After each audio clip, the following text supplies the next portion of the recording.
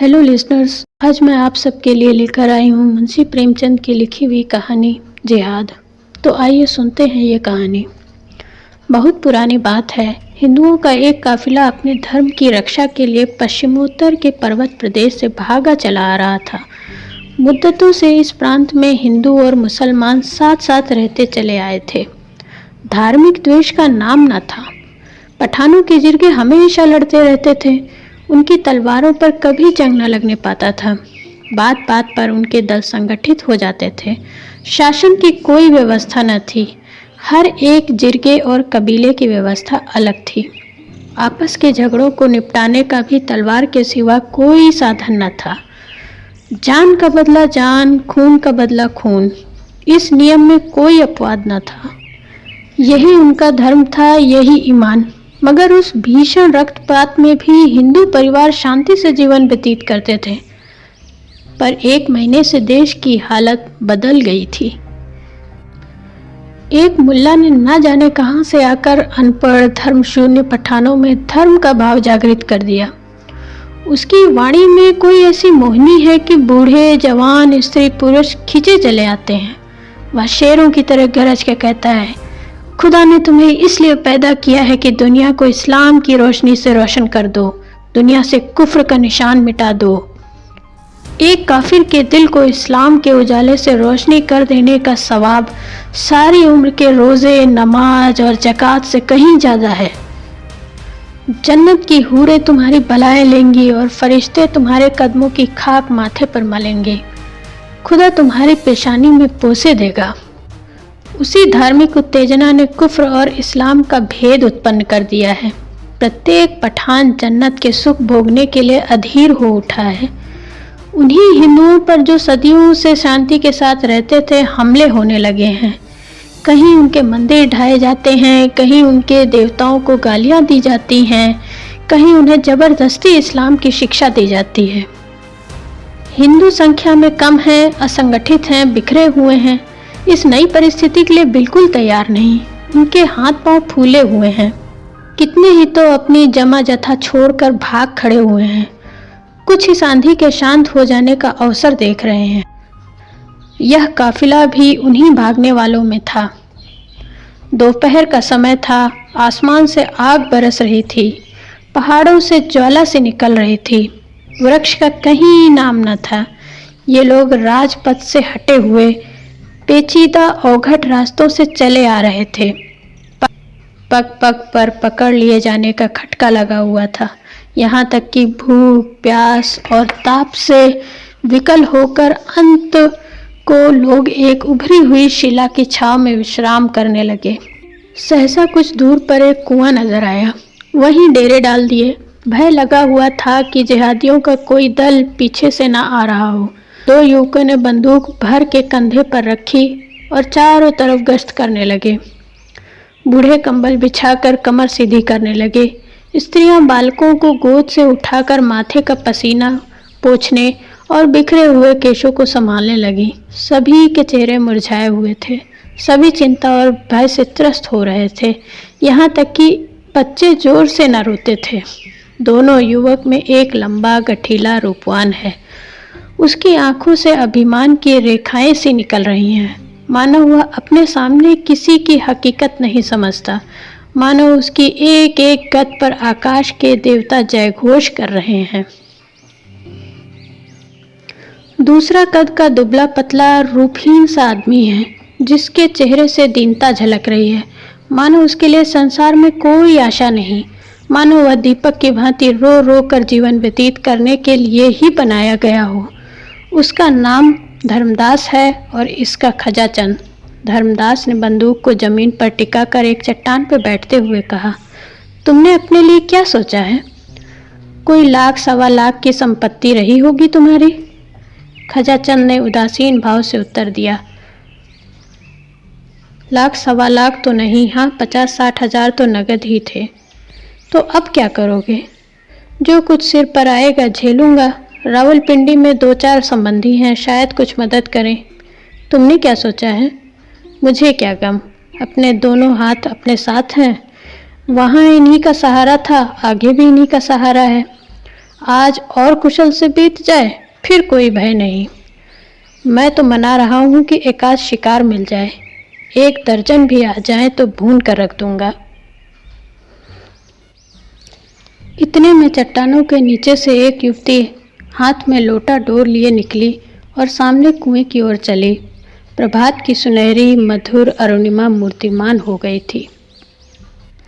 दोनों युवक उसकी ओर बढ़े, लेकिन खजाचंद तो 2-4 कदम चलकर ही रुक गया।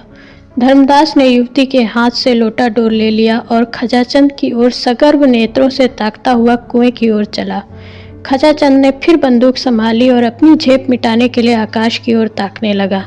इसी तरह उसने कितनी ही बार धर्मदास के हाथों पराजित हो चुका था।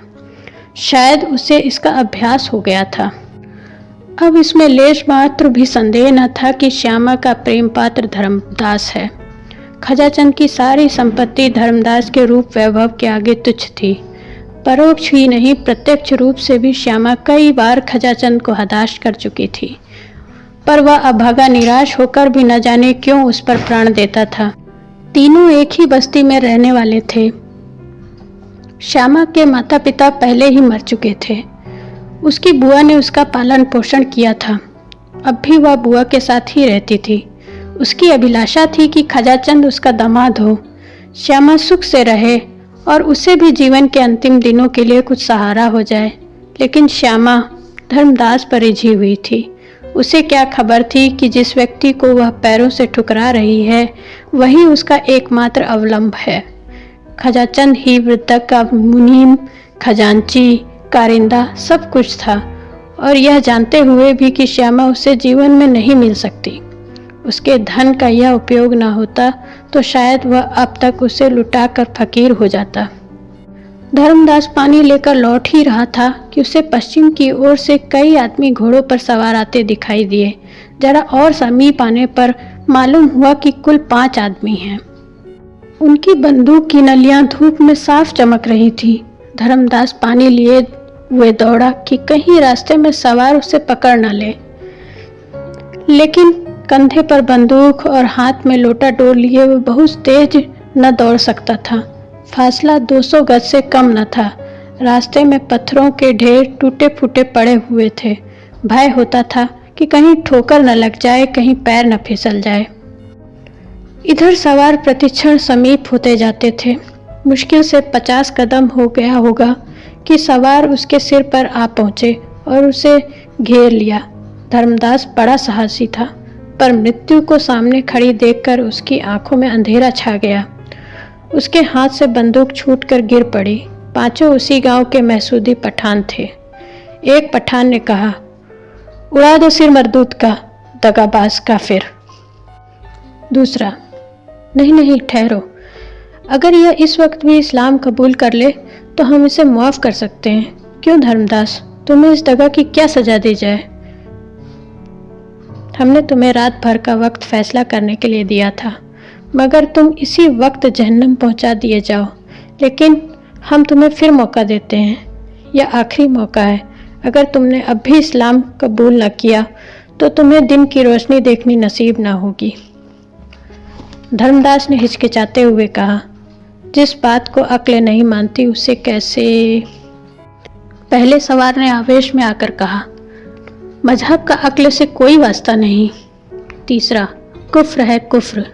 पहला, उड़ा दो सिर मरदूत का, धुआं इस पार। दूसरा, ठहरो ठहरो, मार डालना मुश्किल नहीं, जिला लेना मुश्किल है। तुम्हारे और साथी कहाँ हैं धर्मदास? धर्मदास, सब मेरे साथी हैं। दूसरा, कलाम शरीफ की कसम, अगर तुम सब खुदा और उनके रसूल पर ईमान लाओ तो कोई तुम्हें तेज निगाहों से देख भी ना सकेगा। धर्मदास, आप लोग सोचने के लिए और मौका न देंगे? इस पर चारों सवार चिल्ला उठे, नहीं नहीं, हम तुम्हें न जाने देंगे, यह आखिरी मौका है। इतना कहते ही पहले सवार ने बंदूक छतिया ली और नली धर्मदास की छाती की ओर करके बोला, बस बोलो, क्या मंजूर है? धर्मदास सिर से पैर तक कांप कर बोला, अगर मैं इस्लाम कबूल कर लूँ तो मेरे साथियों को तो कोई तकलीफ न दी जाएगी। दूसरा, हाँ, अगर तुम जमानत करो कि वे भी इस्लाम कबूल कर लेंगे। पहला, हम इस शर्त को नहीं मानते, तुम्हारे साथियों से हम खुद ही निपट लेंगे। तुम अपनी कहो, क्या चाहते हो, हाँ या नहीं? धर्मदास ने जहर का घूंट पीकर कहा, मैं खुदा पर ईमान लाता हूँ। पांचों ने एक स्वर में कहा, अल्हम्दुलिल्लाह, और बारी बारी से धर्मदास को गले लगाया। श्यामा हृदय को दोनों हाथों से थामे यह दृश्य देख रही थी। वह मन में पछता रही थी कि मैंने इन्हें पानी लेने क्यों भेजा। अगर मालूम होता कि विधि यूं धोखा देगा तो मैं प्यासी मर जाती, पर इन्हें न जाने देती। श्यामा से कुछ दूर खजाचंद भी खड़ा था। श्यामा ने इसकी ओर क्षुब्ध नेत्रों से देखकर कहा, अब इनकी जान बचती नहीं मालूम होती। खजाचंद, बंदूक भी हाथ से छूट पड़ी है। श्यामा, न जाने क्या बात हो रही है। अरे गजब दुष्ट ने उनकी ओर बंदूक तानी है। खजा, जरा और समीप आ जाए तो बंदूक चलाऊं, इतनी दूर की मार इसमें नहीं है। श्यामा, अरे देखो वे सब धर्मदास को गले लगा रहे हैं, यह क्या माजरा है? खजा, कुछ समझ में नहीं आता। श्यामा, कहीं इसने कलमा तो नहीं पढ़ लिया? खजा, नहीं, ऐसा क्या होगा, धर्मदास से मुझे ऐसी आशा नहीं है। श्यामा, मैं समझ गई, ठीक यही बात है, बंदूक चलाओ। खजा, धर्मदास बीच में है, कहीं उससे न लग जाए। श्यामा, कोई हर्ज नहीं, मैं चाहती हूँ कि पहला निशाना धर्मदास पर ही पड़े। कायर, निर्लज, प्राणों के लिए धर्म त्याग किया, ऐसी बेहयाई की जिंदगी से तो मर जाना कहीं अच्छा है। क्या सोचते हो, क्या तुम्हारे हाथ पांव फूल गए? लाओ बंदूक मुझे दे दो, मैं इस कायर को अपने हाथों से मारूंगी। खजा, मुझे तो विश्वास नहीं होता कि धर्मदास। श्यामा, तुम्हें कभी विश्वास ना आएगा। लाओ बंदूक मुझे दो। खड़े ताकते हो, क्या जब वे सिर पे आ जाएंगे तब बंदूक चलाओगे? क्या तुम्हें भी यह मंजूर है कि मुसलमान होकर जान बचाओ? अच्छी बात है, जाओ। श्यामा अपनी रक्षा आप कर सकती है, मगर उसे अब मुंह न दिखाना। खजाचंद ने बंदूक चलाई, एक सवार की पगड़ी को उड़ाते हुई निकल गई। जिहादियों ने अल्लाह अकबर की हाँक लगाई। दूसरी गोली चली और घोड़े की छाती पर बैठी। घोड़ा वहीं गिर पड़ा। जिहादियों ने फिर अल्लाह अकबर की सदा लगाई और आगे बढ़े। तीसरी गोली चली, एक पठान लौट गया, पर इसके पहले कि चौथी गोली छूटे, पठान खजाचंद के सिर पर आ पहुंच गए और बंदूक उसके हाथ से छीन ली। एक सवार ने खजाचंद की ओर बंदूक तान कर कहा, उड़ा दो सिर मरदूत का, इससे खून का बदला लेना है। दूसरे सवार ने, जो इनका सरदार मालूम होता था, कहा, नहीं नहीं, यह दिलेर आदमी है। खजाचंद, तुम्हारे ऊपर दगा, खून, कुफ्र, ये तीनों इल्ज़ाम हैं और तुम्हें कत्ल कर देना ऐन सवाब होगा, लेकिन हम तुम्हें एक मौका देते हैं। अगर तुम अब भी खुदा और रसूल पर ईमान लाओ तो हम तुम्हें सीने से लगाने को तैयार हैं। इसके सिवा तुम्हारे गुनाहों का कोई और काफरा मतलब प्रायश्चित नहीं है। यह हमारा आखिरी फैसला है। बोलो, क्या मंजूर है? चारों पठानों ने कमर से तलवारें निकाल ली और उन्हें खजाचंद के सिर के ऊपर तान दिया। मानो नहीं का शब्द मुंह से निकलते ही चारों तलवारें उसकी गर्दन पर चल जाएंगी। खजाचंद का मुखमंडल विलक्षण तेज से आलोकित हो उठा। उसकी दोनों आंखें स्वर्गीय ज्योति से चमकने लगीं। दृढ़ता से बोला, तुम एक हिंदू से प्रश्न कर रहे हो? क्या समझते हो कि जान के खौफ से वह अपना ईमान बेच डालेगा? हिंदू को अपने ईश्वर तक पहुंचने के लिए किसी नबी, वली या पैगंबर की जरूरत नहीं। चारों पठानों ने कहा, काफिर, काफिर। खजा, अगर तुम मुझे काफिर समझते हो तो समझो, मैं अपने को तुमसे ज़्यादा खुदा परस्त समझता हूँ। मैं उस धर्म को मानता हूँ जिसकी बुनियाद अक्ल पर है। आदमी की में अक्ल ही खुदा का नूर है और हमारा ईमान हमारी अक्ल। चारों पठानों के मुख से निकला, काफिर, काफिर, और चारों तलवारें एक साथ खजाचंद की गर्दन पर गिर पड़ी। लाश जमीन पर फड़कने लगी। धर्मदास सिर झुकाए खड़ा रहा। वह दिल में बहुत खुश था कि अब खजाचंद की सारी संपत्ति उसके हाथ लगेगी और वो श्यामा के साथ सुख से रहेगा। पर विधाता को कुछ और भी मंजूर था। श्यामा अब तक मरमाहत सी खड़ी यह दृश्य देख रही थी। ज्यों ही खजाचंद की लाश जमीन पर गिरी, वह झपट कर लाश के पास आई और उसे गोद में लेकर आंचल से रक्त प्रवाह को रोकने की चेष्टा करने लगी। उसके सारे कपड़े खून से तर हो गए। उसने बड़ी सुंदर बेल बूटियों वाली साड़ी पहनी होगी, पर इस वक्त रक्त रंजित साड़ी की शोभा अतुलनीय थी। बेल बूटियों वाली साड़ियाँ रूप की शोभा बढ़ाती हैं और यह रक्त रंजित साड़ी आत्मा की छवि दिखा रही थी। ऐसा जान पड़ रहा मानो खजाचंद की बुझती आंखें एक अलौकिक ज्योति से प्रकाशमान हो गई। उन नेत्रों में कितना संतोष, कितनी तृप्ति, कितनी उत्कंठा भरी हुई थी। जीवन में जिसने प्रेम की भिक्षा न पाई, वह मरने पर उत्सर्ग जैसे स्वर्गीय रत्न का स्वामी बना हुआ था। धर्मदास ने श्यामा का हाथ पकड़कर कहा, श्यामा, होश में आओ। तुम्हारे सारे कपड़े खून से तर हो गए हैं। अब रोने से क्या हासिल होगा? ये लोग हमारे मित्र हैं, हमें कोई कष्ट न देंगे। हम फिर अपने घर चलेंगे और जीवन के सुख भोगेंगे। श्यामा ने तिरस्कारपूर्ण नेत्रों से देखकर कहा, तुम्हें अपना घर बहुत प्यारा है तो जाओ, मेरी चिंता मत करो। मैं अब न जाऊंगी। हाँ, अगर अब भी मुझसे कुछ प्रेम हो तो इन लोगों से, इन्हीं तलवारों से मेरा अंत करा दो। धर्मदास करुणा कातर स्वर से बोला, श्यामा, यह तुम क्या कहती हो? तुम भूल गई कि हमसे तुमसे क्या बातें हुई थी? मुझे खुद खजाचंद के मारे जाने का शौक है, पर भावी को कौन टाल सकता है? श्यामा, अगर यह भावी है तो यह भी भावी है कि मैं अपना अधम जीवन उस पवित्र आत्मा के शोक में काटूं जिसका मैंने सदैव निरादर किया। यह कहते कहते श्यामा का शोकोद्गार, जो अब तक क्रोध और घृणा के नीचे दबा हुआ था, उबल पड़ा और वह खजाचंद के निस्पंद हाथों को अपने गले में डालकर रोने लगी। चारों पठान यह अलौकिक अनुराग और आत्मसमर्पण देखकर करुणाद्र हो गए। सरदार ने धर्मदास से कहा, तुम इस पाकीजा खातून से कहो हमारे साथ चले। हमारी जाति से इसे कोई तकलीफ ना होगी, हम इसकी दिल से इज्जत करेंगे। धर्मदास के हृदय में ईर्ष्या की आग धधक रही थी। वह रमणी जिसे वह अपनी समझे बैठा था, इस वक्त उसका मुंह भी देखना नहीं चाहती थी। बोला, श्यामा, तुम चाहो तो इस लाश पर आंसुओं की नदी बहा दो, पर यह जिंदा ना होगी। यहाँ से चलने की तैयारी करो। मैं साथ के और लोगों को भी जाकर समझाता हूँ। खान लोग हमारी रक्षा करने का जिम्मा ले रहे हैं। हमारी जायदाद, जमीन, दौलत सब हमको मिल जाएगी। खजाचंद की दौलत के भी हम ही मालिक होंगे।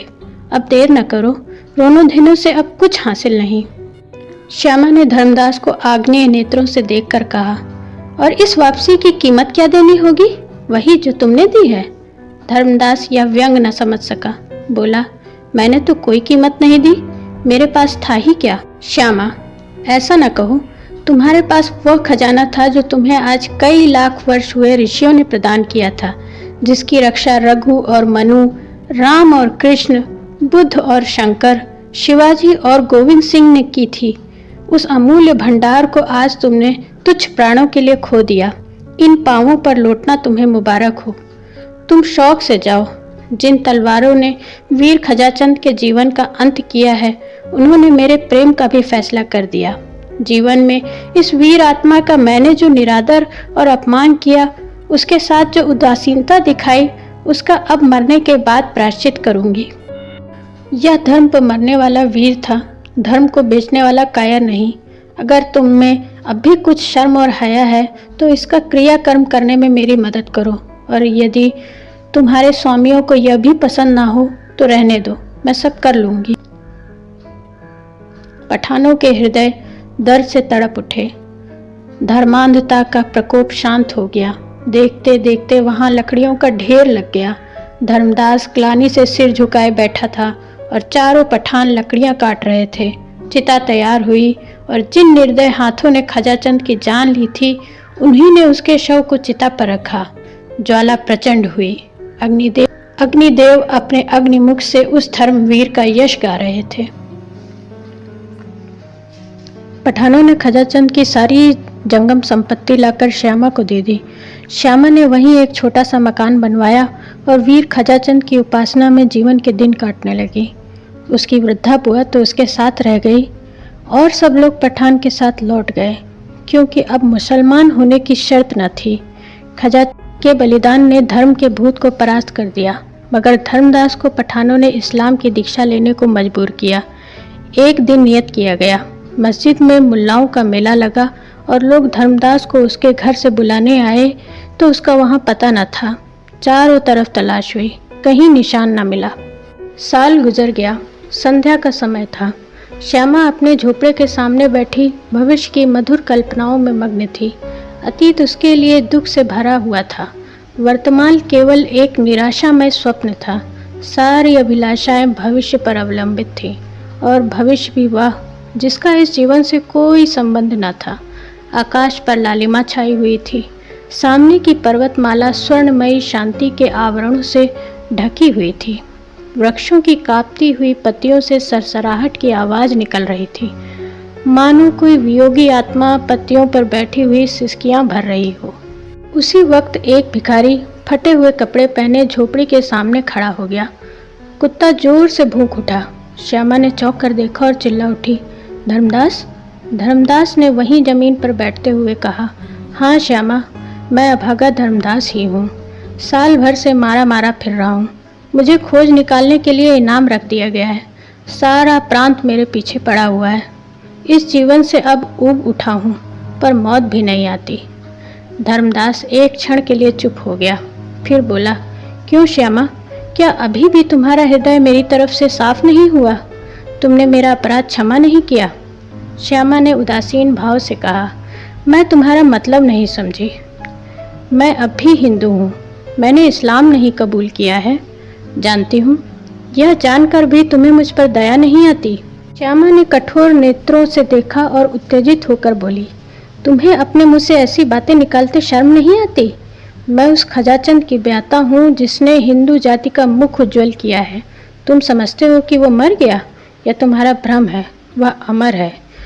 मैं इस समय भी उसे स्वर्ग में बैठा देख रही हूँ। तुमने हिंदू जाति को कलंकित किया है। मेरे सामने से दूर हो जाओ।